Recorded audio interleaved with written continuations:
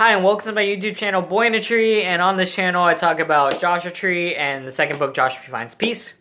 And today I'm talking about chapters 24 and 25 in Joshua Tree Finds Peace. And I'm only talking about 2 chapters today in this book because, well, these 2 chapters lead into part 3 of this book. So I'm just talking about these 2 chapters because it leads to there. But also, there's kind of a lot to talk about in these 2 chapters, so, you know, it's better to keep it kind of, well, brief and just talk about these ones. Because we also meet a new character that happens in chapter 25. We officially meet him because I briefly talked about him. He's an Indian guy who's a great fighter, and he also has a grappling gun, which is awesome. And he fought against Gene Tree. So I've kind of like briefly mentioned him before, but today I'm officially going to talk about him. But before that, I'm going to talk about chapter 24 in Joshua Tree Finds Peace. So we start off right off the bat a 9-year flashback again with Jonathan and Caitlin, and in this part of the book, it's so cheesy, man. But it's cheesy because, okay, so Jonathan at this point, he's in love with Caitlin because I've talked about this in other videos and, you know, in other chapters. He first met Caitlin with a double date with his friend George, and he saw her and he just fell for her right away. And this is just kind of showing how their relationship has developed, and they've already been on 3 dates at this point. And they have gotten to know each other, and it's just so cheesy and cutesy and barf. But it's to show that they are in love. And there's even a moment where Jonathan wants to, you know, go for a hug, but he's so nervous about it, and he goes kind of for it, but then I think Caitlin just goes for a kiss instead, and it's just cheesy. But it's nice. It's meant to show the relationship. So that's just a little part of the book. And then we do a flash forward. This is supposed to show kind of a yin and yang deal because, or, you know, just an oxymoron because Jonathan and, it shows their flashback and how they, you know, fell in love.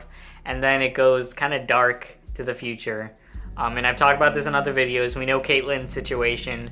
She kind of had cancer and stuff, and then Alistair had broken into her room, and you know, just that's all we know in what I've talked about so far. But at this point in the room, okay, so they're at the hospital. Alistair is in the corner with Jonathan and Caitlin's kids, and Joshua Tree is also in the room.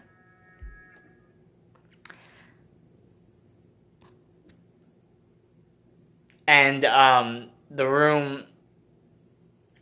Joshua Tree is also in the room, and Alistair, okay, so Alistair killed Caitlin, basically, you know, which is just, it's just dark because, you know, in the moment, because we just had a flashback of their relationship developing, and then this happened, and, so yeah, it's pretty dark, you know, it's sad, man, it's sad, I know, but, so Alistair did that, and then he, I think, eventually lets go of Jonathan Lang's kids, and they, excuse me, and they go running to Jonathan, and, you know, and they just hug or whatever, and Alistair then, okay, so now with Alistair, at this point, he starts to, well, again, he had a plan that he was trying to execute. Alistair had a plan that he was trying to execute. And he was trying to get everybody together in one room, and he was trying to get Gene Tree, Joshua Tree's mother there, you know, Kate Iris, just almost just a lot of people. He's trying to get everybody in one room, and essentially to just basically kamikaze it. He wanted to just kill everybody, basically. And the way he's doing that is he's using the soul because, you know, he's a demon, so he's possessing a guy's body, but he takes that soul out and it uses the soul's energy to explode the hospital, basically. So the hospital explodes but before that, Joshua Tree obviously is seeing that he's gonna do that, Joshua Tree, his instincts, he doesn't know how to use his powers, Joshua Tree, but he sees what Alistair's doing because he's also in the hospital room, and he's there, and he sees what he's about to do, and he tries to use his powers to, just out of instinct though. He wants to protect Jonathan and his kids, and he wants to protect himself, of course, just out of instinct, and just uses his force field powers. And he doesn't know how he actually does it. Again, it's just totally instinct. He just uses them.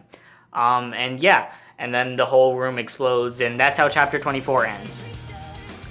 Yeah, that's that's where that ends. So, now moving on to chapter 25, this is where we meet Zane. And Zane is the Indian kid who fought against Gene Tree, and so obviously he basically is a great fighter. He has a grappling gun for some reason. He has like equipment, to use, because he also, when he went to go fight Gene Tree, he threw like a gas, basically like a gas bomb. I'm blanking on the word right now, but he uses like just a gas bomb to just shroud the room in like, gas, and to basically try and blind Gene Tree. And so he has equipment, basically. He just has equipment, and he, yeah, that's kind of it. Great fighter, has equipment, and it's just, oh yeah, and he's crazy.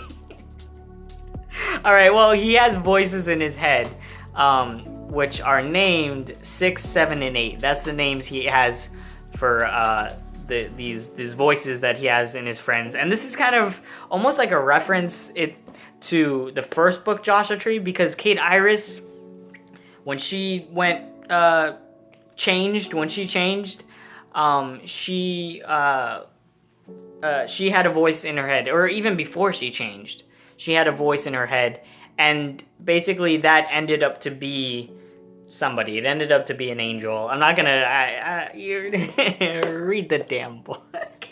I'm sorry, I didn't mean, but I mean, I'm not gonna give everything away. I'm just giving summaries here.